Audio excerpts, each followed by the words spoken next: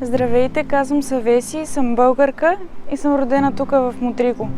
Искам това село да се чувствам в това село като в собствения си дом и съм сигурна, че вие искате да се чувствате така. Затова решихме да направим една група и в тази група ще се съберем различни хора от различни места, различни култури и така нататък. И мислим на 24 март да се съберем на Савиел в 6:30 след обед. Там ще се видим. Надявам се да дойдете.